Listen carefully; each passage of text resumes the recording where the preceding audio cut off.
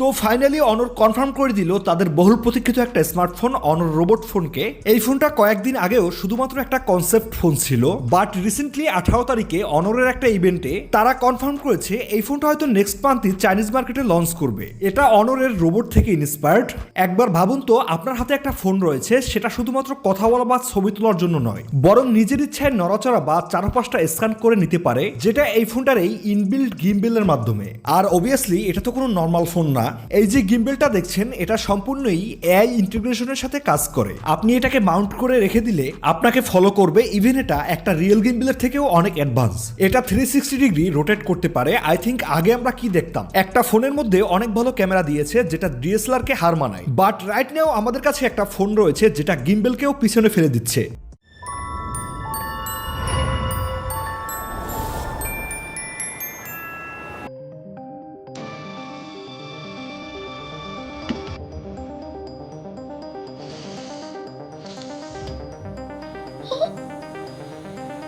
और এটাকে কন্ট্রোল করছে এআই।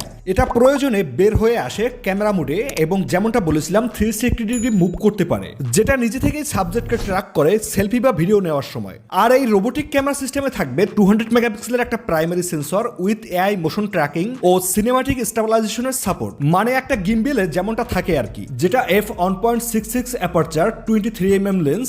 আর এই ফোনের ব্যাক প্যানেল থাকছে আরো দুইটা সেন্সর, 50 মেগাপিক্সেলের আল্ট্রা ওয়াইড আর 200 মেগাপিক্সেলের পেরিস্কোপিক টেলিফটো জুম লেন্স। অনেক প্রফেশনাল ফিচার্স এখানে আপনারা পেয়ে যাবেন।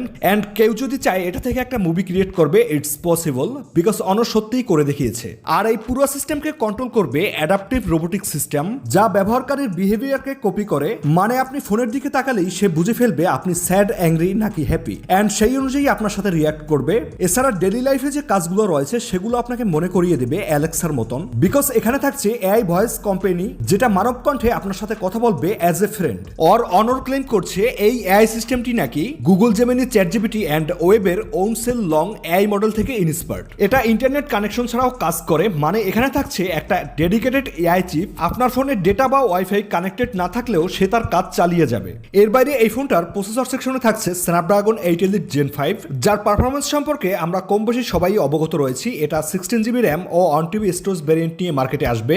এর RAM type LPDDR5X, storage type UFS 4.0, মানে গেমিং এর দিক থেকেও হাইলি একটা পারফরমেন্স পেয়ে যাবেন ধরে নেন। ব্যাটারি সেকশনে থাকবে 7000 mAh এর সিলিকন কার্বাইড ব্যাটারি উইথ 120 ওয়াটের ফাস্ট চার্জার, যেটা থেকে এই ফোনটাকে একবার ফুল চার্জ করতে পারবে মাত্র 30 মিনিটের মধ্যেই। এন্ড ফাইনালি যদি আমরা এই ফোনটার প্রাইসিং এর কথা বলি, এই ফোনটার যে 16 জিবি র্যাম 1 TB স্টোরেজ ভ্যারিয়েন্টটি রয়েছে সেটা চাইনিজ মার্কেটে লঞ্চ করবে 7999 ইউয়ানে, যেটা বাংলাদেশি টাকায় কনভার্ট করলে অ্যারাউন্ড 1,40,000 টাকার মতন আসে। সো বাংলাদেশে আসলে আমরা হয়তো 1,40,000 থেকে 50 এর মধ্যেই পেয়ে যাব আশা করি। তবে এই ফোনটার কিছু খারাপ দিকে রয়েছে, যেমন battery drainage. I mean battery খুব তাড়াতাড়ি শেষ হয়ে যাবে, বিকজ এই ফোনের সাথে যে গিম্বেলটা রয়েছে সেটাকেও ফোনের সাথে পাওয়ার দিতে হবে, যেহেতু এই ফোনটার কোনো আলাদা পাওয়ার সিস্টেম নেই।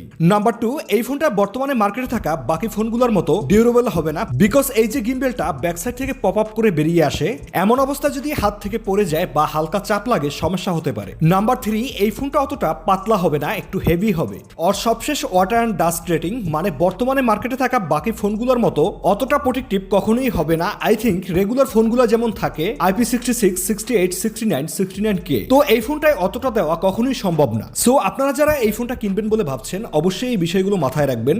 আর আজকের ভিডিও এই পর্যন্তই। আশা করি মোটামুটি একটা ধারণা দিতে পেরেছি অনর রোবট ফোনটা কি কি আপডেট ফিচার্স ও স্পেক্স নিয়ে মার্কেটে আসতে চলেছে। বাকি এই ফোনটা লঞ্চ করলে অবশ্যই আমাদের চ্যানেল থেকে একটা ফুল রিভিউ থাকবে। আর আমাদের এই ভিডিওটা ভালো লাগলে please hit the like button আর সাবস্ক্রাইব অবশ্যই করবেন, সাথে বেল আইকনটা প্রেস করে অল করে দিন, চ্যানেলের অনেক হেল্প হয়।